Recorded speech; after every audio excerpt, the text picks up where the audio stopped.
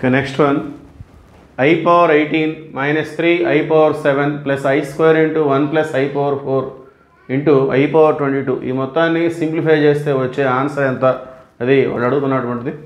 So solution, so మనకి I square అంటే -1, అట్లానే I క్యూబ్ అంటే -I, అదేవిధంగా I పవర్ 4 అంటే 1.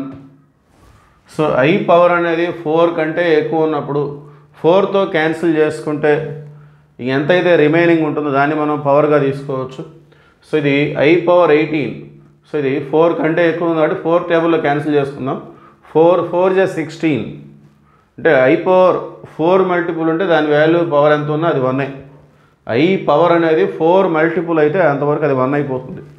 సో ఇది 4 4 = 16 పోతే రిమైనింగ్ ఎంత ఉంటుంది? I square. So I power 18 కాస్త I స్క్వేర్గా మారిపోతుంది. అట్లానే -3 I పవర్ 7 అంటే 4 1 = 4 పోతే రిమైనింగ్ 3 ఉంటుంది. సో ఇది I క్యూబ్. I స్క్వేర్ అంటే మనకి -1 ఆల్రెడీ ఫిక్స్డ్గా వాల్యూ ఉంది. అట్లానే 1 ప్లస్ I పవర్ 4 అంటే కూడా మనకి fixed value 1. I power 22, so ఇది 4 5 = 20 పోతే రిమైనింగ్ 2 ఉంటుంది అంటే I స్క్వేర్.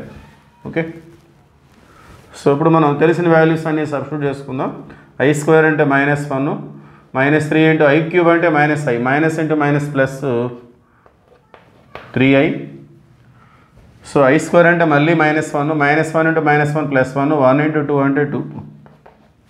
సో 2లో 1 పోతే 1, ఫైనల్గా ఇది మొత్తం కూడా 1 plus 3I. So 1 plus 3I అంటే option C is the right option.